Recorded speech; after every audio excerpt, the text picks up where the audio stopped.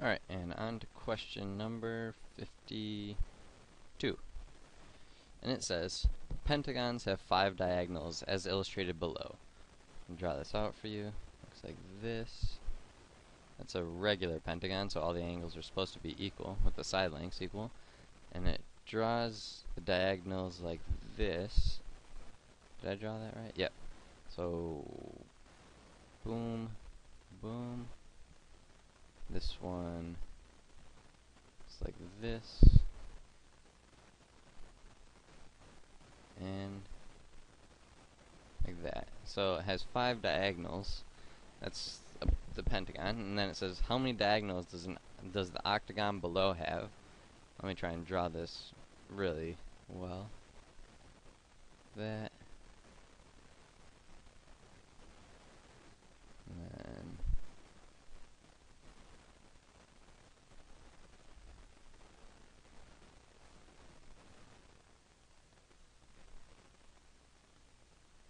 alright, so this is the octagon. Not too bad. All these sides are supposed to be equal though. So it wants to know how many diagonals does this octagon have.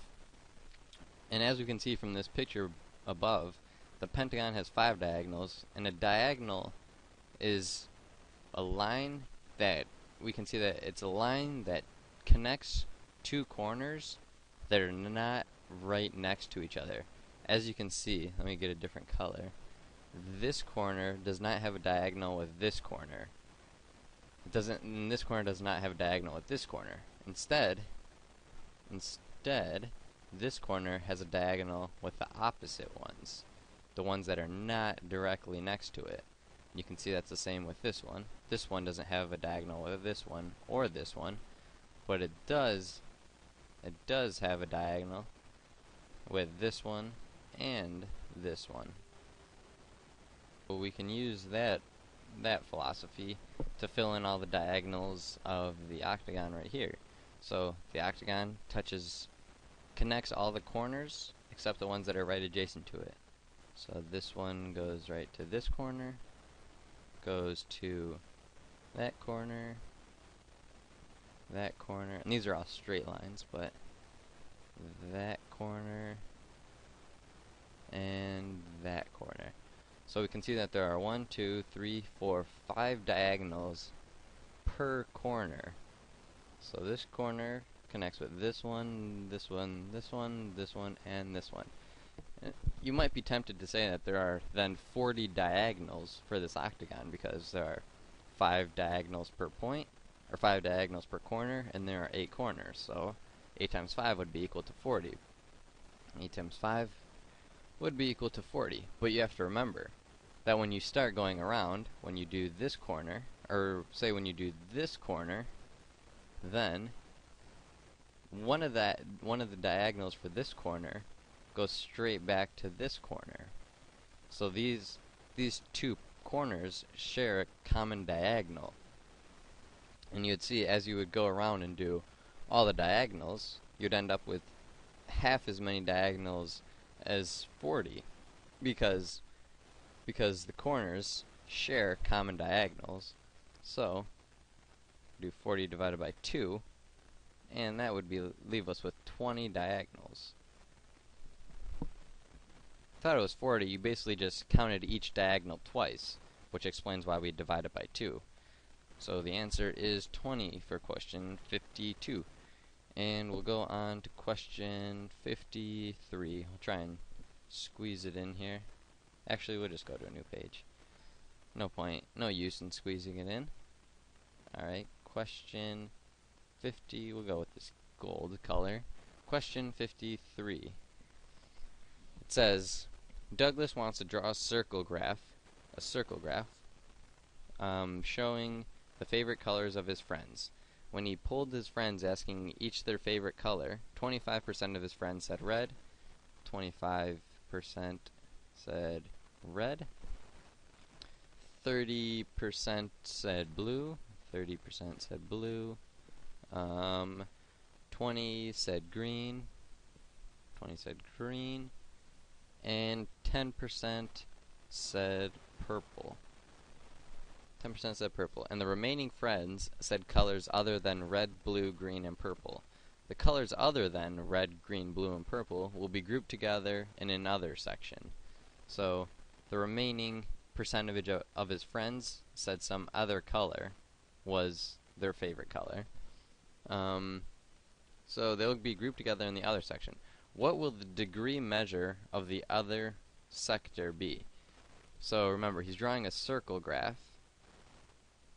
You might even call it a pie chart of, and he's going to draw these like sectors in that relate to the percentage of his friends that like that certain color. So this might be some angle, 25% of his friends, so it would be this angle right here, which would be red, and you get the idea. 30% would be a little bit bigger, so it would be some other angle, maybe like that or so.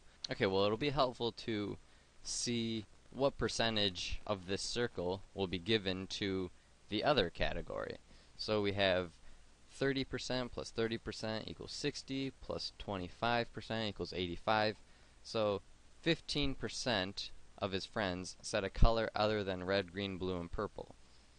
So in his circle, 25% will have red, a little bit greater than 25% will have blue, a little less than 25% will have red, or excuse me, green, and about 10% will have purple. So yeah, we can fill these in. Well, this will be blue, this will be red, this will be green, and this will be purple. And then he has some other, maybe it's orange, darker blue, whatever. 15% of his friends said this other category. So 25% of this circle, well, a circle has 360 degrees in total, 360 degrees total, so 25% of this circle, to accurately represent 25%, he would have to give a 90-degree angle, 90 degrees, to the red fans, the fans of red. 30%, well, that's 360 times 0.3, which is 30%, and that would give him a 108 degree section of this circle. And you could keep doing this. Well, actually we'll show you both ways. So 360 times 20%, which is 72 degrees. 360 times 10% would be 36 degrees. And you could add all these degrees up, and you would see that 90 plus 180 plus 72 plus 36 is equal to 306 degrees. 306 degrees. Actually, this should not be percent. This should be degrees right here. 360 degrees. So this section right here, not including other, is 306 degrees. So that means this other section right here, other section, must be equal to 54 degrees, right? Because that's the only thing that's left.